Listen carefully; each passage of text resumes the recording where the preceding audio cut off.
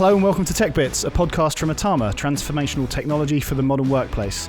I'm James Dancer, Group Technical Director, and in this episode, we're going to be talking about AR and VR, as while we have Jason Bradbury here.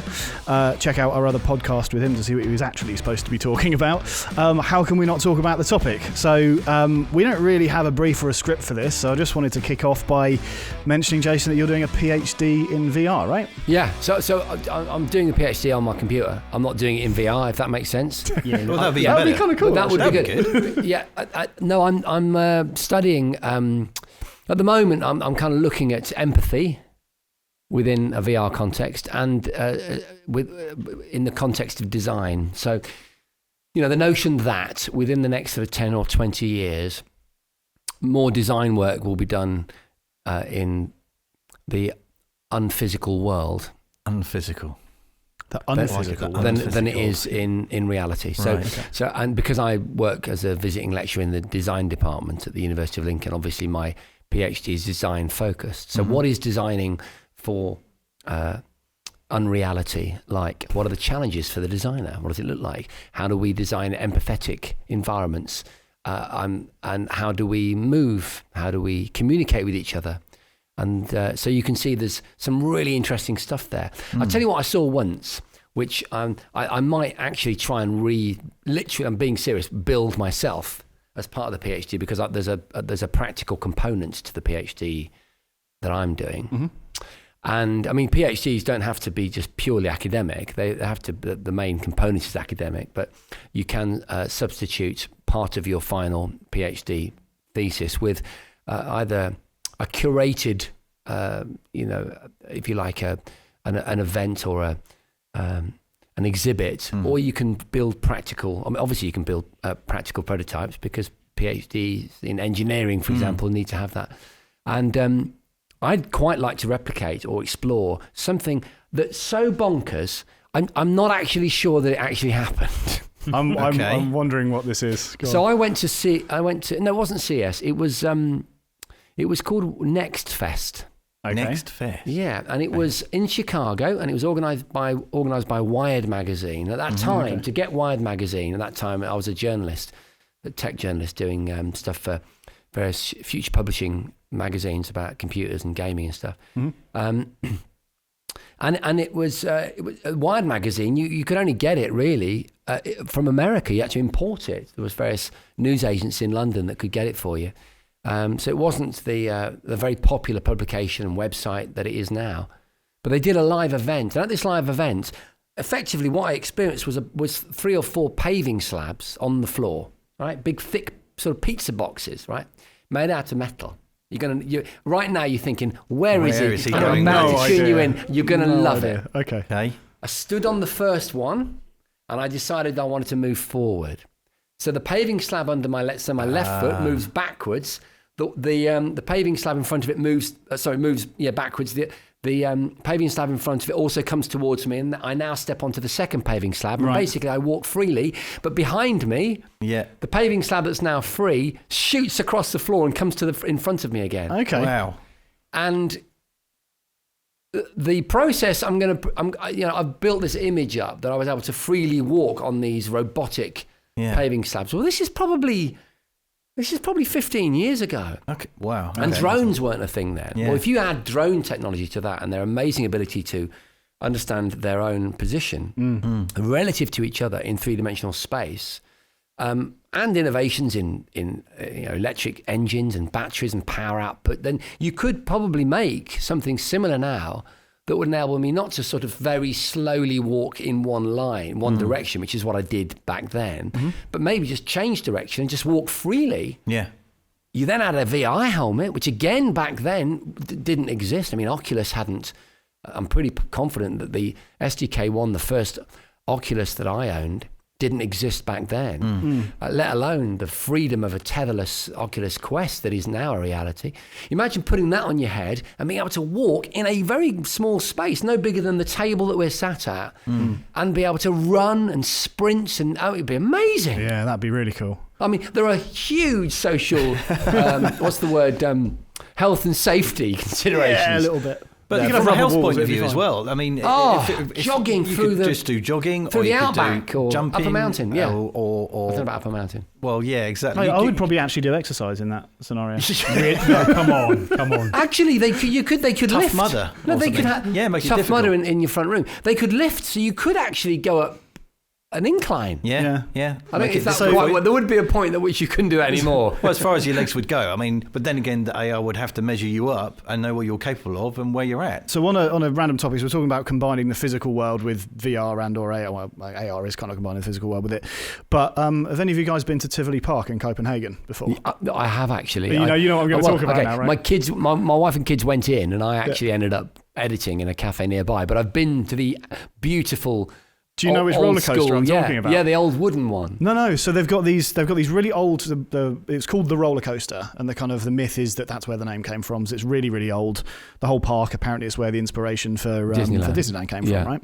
So you're walking around, you see all this really old stuff, and they've got this roller coaster at the end of it. I can't remember what the name is, but it's a dragon thing, and there were two queues when I was there, and I was like, okay, here's the normal roller coaster, here's the VR roller coaster. And I was like, okay, this sounds... I'm going to go... I don't know what it is, but it says VR on it and roller coaster, so I'm going to go there. Wow, in Tivoli Gardens? Yeah. Wow. So I was thinking that what happened is you kind of go in one of those cart things and it tilts you around and everything. No, you go on the roller coaster and they strap an Oculus Rift to your face. Whoa. So while you're going around Oh the my roller God, coaster, that's you're, awesome. you're experiencing a completely different world. So it's not like on the PlayStation VR stuff where you've got the headset on and you've got the roller coaster, but you're sitting on your sofa. You are experiencing motion. The full And- G-force and everything. Yeah, and they've synced the VR experience. They've got all these different motion calibration things around the roller coaster as well, so that it knows where you are, so it can make sure it doesn't make you throw up because it keeps everything in sync.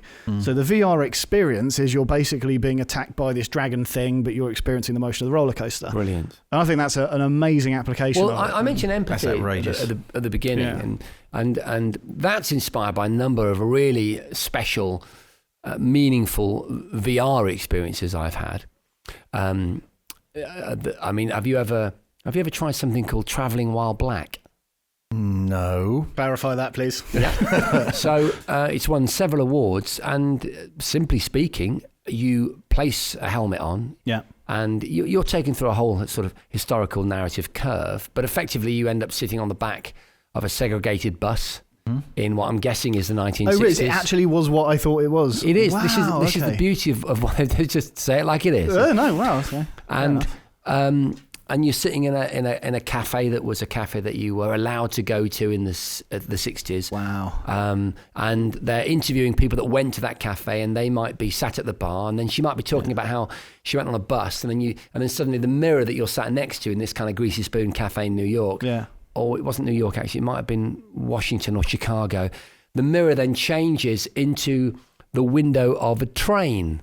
And she's talking about, or he's talking about, the experience of being on a train in the days of segregation.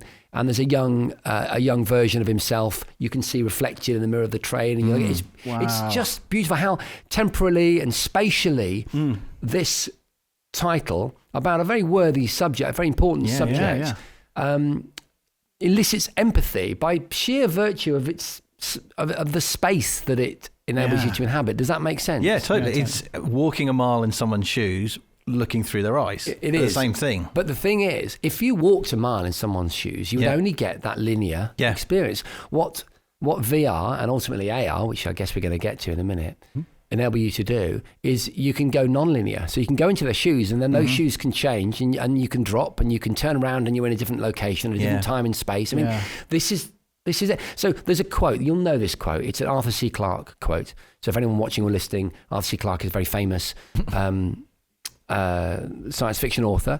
And the quote was, any sufficiently advanced technology is indistinguishable from magic. Yes, yeah. And we will walk the planet like gods. Yeah. Technology will have become invisible because when you exponentially half in size every 18 months, 2 years, whatever it really is, and assuming that you get over the singularity of classical computing and you move to something new, and we keep getting smaller, then physically technology won't really exist in a meaningful sense for us because we won't be able to see it, right? And what we'll have are these incredible services, these augmented digital assets in the real world, and it will literally be like being Harry Potter. Yeah.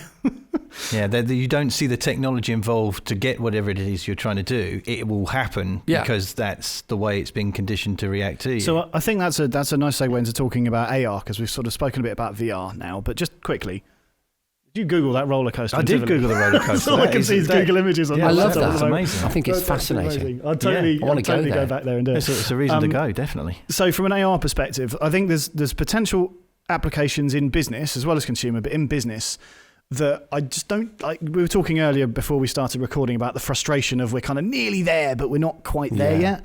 So Google Glass a few years ago was a pretty amazing experiment, if you like. It was a product you could buy, and walking around London, I saw people with Google Glass on. But if you think about once that kind of technology becomes mainstream, which it will do, I think it's obvious, it's obvious to say it will.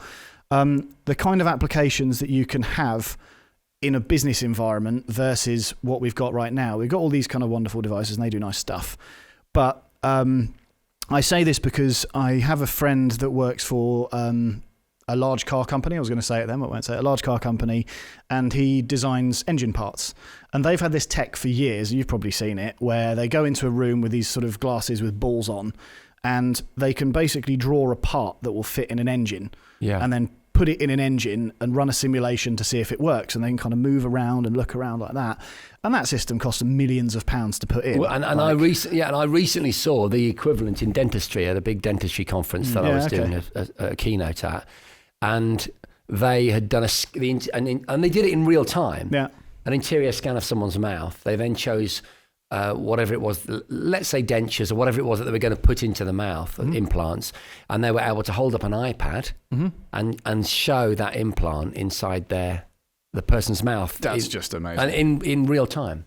But the training, so you talk about training using AR and VR to train. So again, not mentioning a global retailer, so they've been training all their customer-facing staff around handling violence in their shops, i.e. someone attacking a member of staff, how they deal with it and how does it feel, because ultimately, hopefully none of us will be in that position, but again, how do you deal with it in the emotion and whilst you're in there? So they're using sort of VR and AR as a concept to train their staff to be in the real time, being the feeling of being attacked, how you deal with it, how emotionally you deal with that. Okay, I'm very vague because I limited about this, but it sort of knocked me off my seat when someone was talking about they're delivering this globally to all employees, where that would have been in a classroom where you sit there listening, watched a nice video of someone going, this is someone attacking, this is how you may feel. If you feel like this, we're going to talk to HR and have a nice rest of the day. What they're doing now is actually putting their staff in there and seeing how they react. So another one I read about, similar to that actually a while ago, was this is an AR thing, and I think this was originally with Google Glass that they were trialing this. I can't remember what they're using now anyway, but it's an events company. And the problem they had to solve is that their staff had to be involved in medical emergencies, like at the drop of a hat, and you can train them as much as you like, but some things you encounter at a large event where there's tons of people, you kind of need help with, right? So they were walking around with AR glasses on their faces as this test, and when someone was in a particular position or condition or something like that, had an accident, they would be connected to an emergency services line, like a representative who would talk them through it, but not only talk them through it, but send them videos to or animations in front of their eyes so they could see how to do chest compressions, or there's a brocoidal thump or whatever the really aggressive one is. So you would do it properly. So you can see, the other person can see what's going on remotely because there's a camera in the glasses, and the person that is wearing them can then see what they're supposed to do. And while that's quite an extreme example, that can be applied to things like manufacturing, like if you're working on an engine, or if you're working in say that actually the aerospace industry, like getting a safe plane practices fixed anything when using robotic machinery and hazardous machinery. But it's interesting where there are safe zones, safe colours where you can put your hands, and the red colours, you don't put any limb near it. For example. The thing I think is interesting is we're unless you mix that with a game and you think, it's a game, it's all right, it's only a game. Job simulator. The thing that's interesting, we're talking about this in a visual and also an empathic sense, but also there's the tactile sense. You were saying that, how can somebody design something if they can't feel or touch it? But that's actually a step I'm sure I've seen. I'm sure you can tell me because I'm not making this up. There are gloves that can haptics. be worn. Yeah, so that you can actually feel like you're holding something. You can feel the texture of something. And I'm sure I've seen, again, really poor, I should look this up properly, but I was seeing somebody doing remote open heart surgery. Yeah. With augmented reality, but you can and feel haptics what's going on the fingers and everything that they're doing there. But you talk about that again. This is quite actually when you start thinking about it. Yeah. I read something where there was a surgeon in New York who was the surgeon in Europe, and I can't remember which country, was doing the operation. Yeah. This guy knew was the top of his class, and he was literally directing the surgeon in Europe to do the operation via using that reality, because ultimately the surgeon's good enough, but he's not got the expertise in. I can't remember. It was to do with the heart, but I can't remember what element of it. Look, and it was just it's quite spooky. But also going back to your bit about the first aid piece. Yeah. Imagine you as a first aider. So you've never experienced the situation you're in. And you can a big puncture wound or something. You can say I call up this. I can look at diagrams. I can look at what have you. But also having someone else saying, have you done that? To look to your left, can you see that? Yeah, right, and talk them through that and actually visualize it. Also, bear in mind that's a heart rate sensor. It can detect things like atrial fibrillation, so you could technically shove one of those on someone's wrist as well and send remote data. Add to this and chuck it on the old exponential train racing into the future, racing up into the future. Yeah. The fact that AI will predict a lot of this. Yeah. So the person that you're talking about that helping you through this emergency situation will more than likely not be a person. Yeah. It will be an intuitive AI. I was going to say, deep fakes get bad press, right? It's amazing technology. For all the right reasons. But let's say, for example, I mean, this is a bit spooky as an idea, right? I'm convinced that I'll probably have a conversation with my dead father at some point in the future. Okay. And I think that will become a thing. And I'm not being silly or disrespectful. How will that become a thing? Because there are a few things. Within the context of deep fake, it's going to become possible to synthesize anyone realistically and in a way that is emotionally engaging. And if there is ever a use for that, and I'm sure that people may react to this, but please treat me kindly in your comments. I'm just positing an idea in this age where no one can say anything without someone getting really angry. Yeah, that's true. But there is probably, I'm not a psychologist, there's probably an argument for being able to engage verbally with someone that you're grieving over. What is the book? There was a book I read about this. It's a fascinating topic. Yeah, and so in that same context, right? So obviously that process at the moment, in its first initial stages of development, it gets Trump kind of and synthesized versions of Obama are getting all the headlines, right? And it's probably easier to synthesize someone that you can study, right? So for example, I may as well use my own father because otherwise it would be churlish of me, because that's the closest example to me. Yeah. But I would have to supply photographs, and there's no video of my dad. Yeah. God bless him. But it would be fascinating to. I think it's a fascinating academic area of study. You can see I'm getting a bit nervous about. I wouldn't want to offend anyone on this because it's a very sensitive topic, right? But if you apply that to an important workplace or educational user case scenario, we could potentially have Einstein explaining relativity doing the physics lessons to 12-year-olds. And they can ask questions and get answers. That's the really cool thing. Yeah. Right, and so, isn't that an amazing concept? Have you seen something called the double? No. It's ever so simple, really. It's an iPad on a stick, on a sort of gyroscope stabilized. Sounds like a Big Bang Theory episode. Platform. Yeah, it is a little bit Big Bang Theory. In fact, I think you might have actually identified an actual use case of that. I think it was in an episode. It's a remote proxy, wasn't it? So I've got one of these double things, and I just because it was fun to do so, I could pretend that I couldn't make the lecture in Lincoln from London, but I probably could have done. But I couriered my double up to Lincoln. You're now getting why they call it the double, right? Yeah. Right. And I sat in front of one iPad, was linked to the iPad on the double via the internet.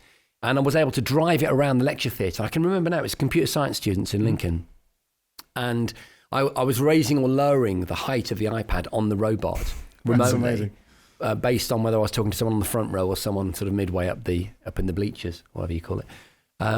So that's where we are at the moment. And that's a kind of quite funny, kind of physical, rudimentary version of this augmented reality celebrity teacher or historic figure of the future. Well, it's not a giant leap from something like that, and you take the innovations that, say, Boston Dynamics are doing with robotics, and we've got a colleague who's really into robotics and that kind of thing. It's not a massive leap, literally really. what he does for fun at home. Yeah. Like his house is like one of those films where you open the door and there's like a million little robots running around doing various things. Just like in Blade Runner. Blade Runner. I just think that Boston Dynamics they all need to stop kicking robots because it's not going to go well. There's only so much they're going to take. Yeah, exactly. Yeah. Does that mean ultimately it'll be some kind of abuse when they gain sentience? Oh, well, there we go. That's a really deep discussion we could go into, actually. But yeah, I mean, go on. I was just going to say, if you start marrying up technologies, and that's where the kind of like the magic glue kind of happens, I suppose, to some extent, where you take something like augmented reality and visuals and haptics, and then you've got robotics, and then you've got all the technology that kind of makes it happen. We don't know how that happens, and we were talking just now about sidecar. We were talking about sidecars. Sidecar on iPads is really cool because it enables you to work on two devices and swap between one and the other. Wirelessly. Very cool. No Wireless strings display. attached. All that kind of jargon. But apart from the charging cable. Well, yeah, you could do it. You could do it without the charging cable. Is the point? Yes, you can do it and wave your hand between the two devices, just like a magician. Yeah. To your point, I guess. And the technology that's supporting that is not small. There's a huge amount of software development and hardware development. There's Wi-Fi technology. There's processing sides of things. And it's zero latency, you were saying. Yeah, it's zero discernible latency. Yeah. Anyway. You probably won't want a game on it, but you can have it for second monitor stuff. But we're talking about this. It is more real than it's ever been. Yeah. Yeah. We talked about earlier about this was more powerful than the computer that took the first 1,000 times. Apollo. Apollo to the moon. So some of the things we're talking about here are going to be here, not in our lifetime, in the next couple of years. Yeah, absolutely. And the one I think is about regards to being able to talk back with your father. That's just a power for me personally. That's like I would invest in that. I would. Sure. I'm pleased because I wondered if I was saying something weird. No, not at all. It actually makes me feel a little emotional even thinking about the idea that I could have a wonderful chat with an AI enhanced virtual version of my dad and say things that I wished I'd said and things like that and chat about granddad and I think it's a wonderful idea. I think it's a beautiful I'd actually concept. quite like that now, even though my dad's still alive. At least a deep fake probably wouldn't I'd ask me rather to have a fake version of him who would just agree with me. You could make sure a deep fake wouldn't ask me how to fix his computer 5 times every conversation. So Are we all tech support in our house? Absolutely. Absolutely. We're all tech support. Yeah, mine is James. Great, thanks. I want a virtual Jules as well now. It'll be a lot virtual easier. Everything. But interesting, we're talking about when technology happens and your exponential curve definition there. I was reading about how for space missions, going into space, it's a very exciting time. You look at SpaceX and all the other stuff that's going on there. Yeah. It literally is a space race now, isn't it? Properly. Literally. Right. Each month they'll say, we did this and we found this working better, so we're going to do this. No, exactly. Okay, so stainless steel then. Who knew? So we're going to have shiny rocket ships, which is great. Oh, what's it called? Starship? Yeah, Starship 1, is it? Super exciting times. Yeah. But one of the things... Starship, that's the one. That's the one. Yeah. One of the things that came out of it is that in space missions, you can't get away from things taking a long time to get to. Yeah. So they put a 50-year stopgap on anything. If it's going to be happening in 50 years' time, we're not going to do that because... by the time the technology has progressed in 50 years, there'll be a more efficient way of doing that. Of course. So if we can't do it within the next 10 years, we don't bother doing it at all. And that's a whole one kind of like concentrating of minds of like, okay, well, let's focus on doing this thing. And guess what happens? The exponential curve gets steeper because everybody's focused on one particular area. Yeah. And so I think we could talk about space and robots and all that kind of stuff forever because that's so we need to talk business. Interesting. No, I just think I wanted to circle back to a thing that you talked about earlier and when we moved on is haptics. Oh yeah. So it's kind of like the missing piece to the puzzle for like VR especially. It is, and it gets a bit fudgy and a bit sweaty, doesn't it? Yeah, I think it does, though, don't it? We've all been to paintball. and tried on the cheesy gear that you put on. I think Which actually, is the last user. if we're talking about like gaming we mentioned earlier, and it's an interesting topic, right? Is the in fact that VR experience that I mentioned to you earlier that's in London. So you go into a room with a bunch of mates, you stick a headset on, and you do an experience. Part of the experience is they give you a haptic body pack. So if you're doing anything that is like shooting or whatever, you can feel like pressure in various parts of your body. And the reason that's really useful is not just because, okay, it's quite fun, it's like paintball without having to worry about paint or bruises or anything afterwards, but it gives you a sense of consequence as to what you're doing. Yeah. So in a virtual environment, part of the potential issue, if it's not a game, is that you have no sense of consequence. You can just do whatever you want, like that whole put your hand into the red bit of a machine because that's AI, really shouldn't do that. But if you actually have some feedback, like some physical feedback. Yeah, that's a really good point. And my point about sweaty paintball outfits and math is what I'm getting at is there is a physical barrier there. Yeah. Obviously doesn't exist other than the wearing of helmets, AR glasses and making them comfortable and having them light enough but with enough battery performance to last for 24 hours get between the big charges. Thing around your eyes. You know what I mean? Apart from those, there are no physical barriers. And maybe things like not making the user feel sick if you're talking about VR, but even that could be utilised, couldn't it? Yeah, you could utilise that as a consequence of a wrong move in the safety scenario that you're just outlining. But when you're talking about gloves and so on, it all gets it slows down. The exponential rate of change is like a wave. I always use this analogy at my events, right? Breaking on a beach. So the swell's coming. All right, the 8-kilometre stretch of beach will get covered, but different parts of it are going to get covered at different times. So we're going to surge forward in terms of imaging, but haptics is going to take time. Because it doesn't matter how much you miniaturize a glove. For it to be effective, it's probably going to have a certain physical weight and size, isn't it? Yeah.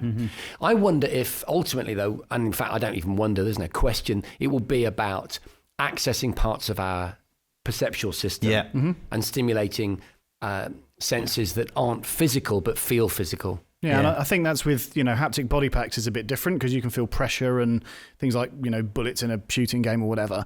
But when it comes to gloves, that's a very, very different thing because the resolution of those to match like even close to the number of nerve endings you have in your fingers, like the amount of tactility you get by touching an object, that I think is a while off, and that is a prohibitive thing. So I think there's a difference between almost the type of haptics as well. So gloves are one thing because your fingers, especially ends of your fingers, are so sensitive versus like your torso that I think some will accelerate better. We join the dots, don't we? In the same way that we, the sort of neuroplasticity it's called, isn't it? Yeah. And I, sometimes you don't have to do very much if you know the context for a game to elicit a physical response, like a rumble pack. I mean, that's an 80s reference. N64, isn't it? N64. I remember the N64 rumble pack. I was thinking that was a modern thing. That's how old I am. But I'm just saying that you can stimulate in gaming. You can stimulate a very visceral response, a believable response, an immersive impact with sometimes very subtle amounts of movement. Yeah. The controllers in HTC Vive, or even the Quest controllers, the latest and greatest VR solution. Completely like off topic, on topic. They feedback is my point, and it sometimes. Sorry, you can feel like you're holding onto a cliffside, even though there's none of the complex. That's somehow just giving nerve stimulation that you're referring to. Have you used the Valve Index yet? Yeah. So that's supposed to be really awesome when it comes to sort of, controllers and feedback and all that kind of stuff. I haven't used one yet, so I was just interested. I haven't used it enough. I used it once in an arcade club in Leeds. Right. Which, if you're into retro gaming, you have to go. Why didn't we know about this? We were in Leeds like 2 weeks ago. Oh my gosh, they've got an original Pong in there. Wow. Have they? And they've got... And they also have one floor of very recent Japanese bonkers ones, like you've got to like jockey a pig and stuff. I mean, it's just nuts. There's a shooting game as well. I know that you're a fan, James, of your shooting games, like Virtua Cop and all that sort of stuff. Yeah, the old school ones. And they've got one when you're inside a lift and the door opens and you shoot and the door closes again and you have to wait, and it's really cool. Wait, hang on, you're actually in a physical lift. Yeah, thing. why was I talking? Yeah, but anyway, they have Valve Index, and I tried it in there, but only for one game. And I think it was Beat Saber. I can't remember. So it wasn't a game that was going to show off. It's some of its tactile innovation. But I think it's if you think a few years ago, the Oculus Rift was something that was announced on. Was it Kickstarter originally? I think it was. Well, it wasn't Rift. It was Oculus. That was just Oculus.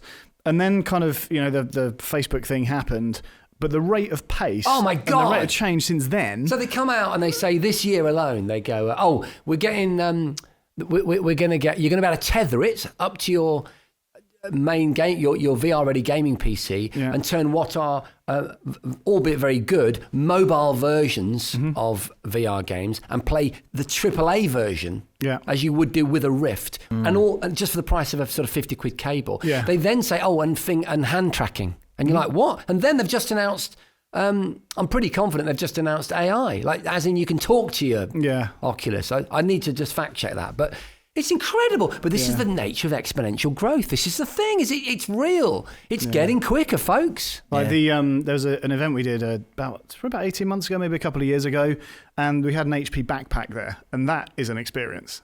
That's just, you've seen one of those, right? Yeah, it's literally a backpack with the VR helmet. Yeah, you've got the whole computer on your back. I've not used one. I've always wanted to have a play. They're really, really get cool. You into Wood Street. Yeah, that's it. We did like a walk the plank thing, the kind of demo experience you have, and that was pretty nuts because there's no tethering, there's no nothing. Great. You've got a whole gaming spec PC on your back. It's amazing how many people didn't want to step off that last bit. Yeah. But the application of that, even in like a work environment, I'm desperately trying to relate this back to work, but I want to talk about gaming, so this is going to be really difficult.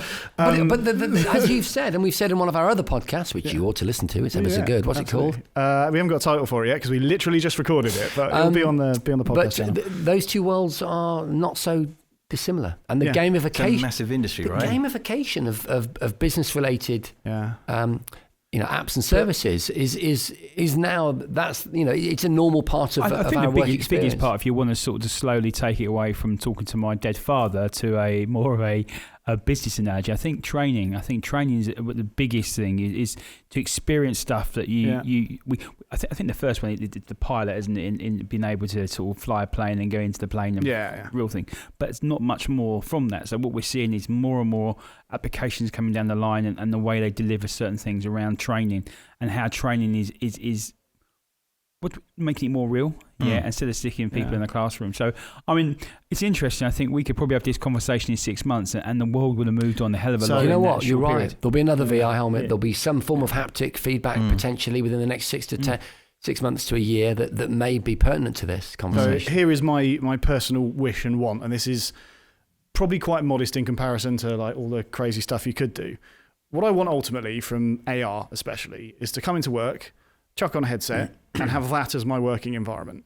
Not because I want to not look at Jules because he sits quite close to me, but I have because nerd, I have 4 monitors on my desk for productivity reasons. It's not just because I want loads of monitors. I'm not saying anything. Don't make that face. Everybody else in the bona business fide thinks reasons otherwise. why I need all those monitors, and I have different desktop spaces and stuff as well. It hides you. Technically running 8 monitors, only 4 of them are physical though. But that takes up a lot of space. So that takes up 1.5 of these especially. But if you have an AR headset on, you can effectively have virtual monitors and applications and stuff all over the place, and still be able to see your colleagues and what's going on in the office. Can we pursue that? I think that would be a nice way to pull this to a close. You've nailed a great concept there. So you get up and you go to work. Yeah. And you get to work, let's say for the first 10 minutes. What do you want AR to give you? What's the experience? Unmitigated by when in time this is possible. I'll wind it back a bit. I don't even want to go to work. I want to slap an AR headset on. We'll talk about see all my colleagues and everything. And be in work. Yeah, you could do. Well, speaking as a home worker, the things that I miss are actually the human interaction. I miss going and making a coffee in the coffee room and talking to someone else within the business or the organisation, or bumping into a customer and that kind of thing. When you work from home, you have less of that kind of intimacy, I suppose, with other people. And that would be... You're going to move a desk away from me now. that would be good to be able to somehow have everybody else I work with somehow there. And if I'm making a coffee in my kitchen, someone else is making a coffee, and we can have that chat. So it kind of like comes out of that and knows that I'm into a mode where I'm in social mode, perhaps. And then now I'm in work mode. I think that's where I'm going. I've baffled. No, not at all. Right. I mean, I know what you mean. I think the need for the physical and something that's measured philosophically as real will never not exist. That's why we love coffee shops, isn't it? And they have all the kind of iconography of like for example, if you go to Starbucks, it looks like the original Starbucks that I'm guessing they made in Seattle. Yeah, it's all the same styling and the wood same and fonts and chalkboards and community notice boards. Yeah, it's what it's all about, isn't it? Yeah. And the way that you have the glasses are like the glasses that you had at school. Those ones that stack up really easily. And these are all things about being real and giving you a place in time and nostalgia, because that's really visceral in a world that's increasingly digital.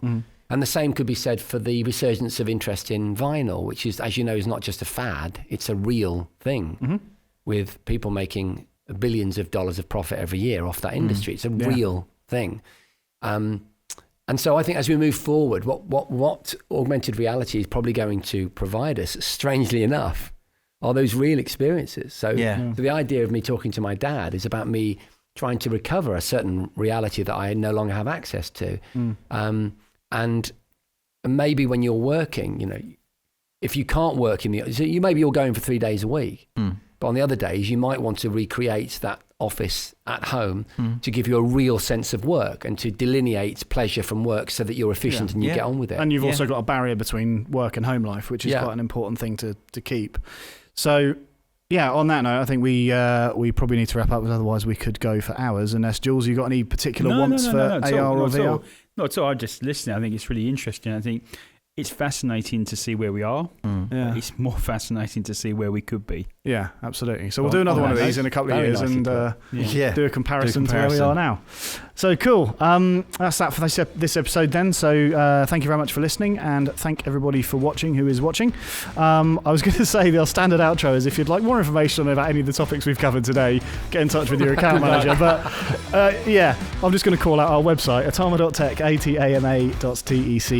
If you want to talk to us about anything like this, not that we can sell you stuff that doesn't exist in the first place, click the contact button in the top right hand corner of the page. Thank you very much, everybody. Thank you. Thank you.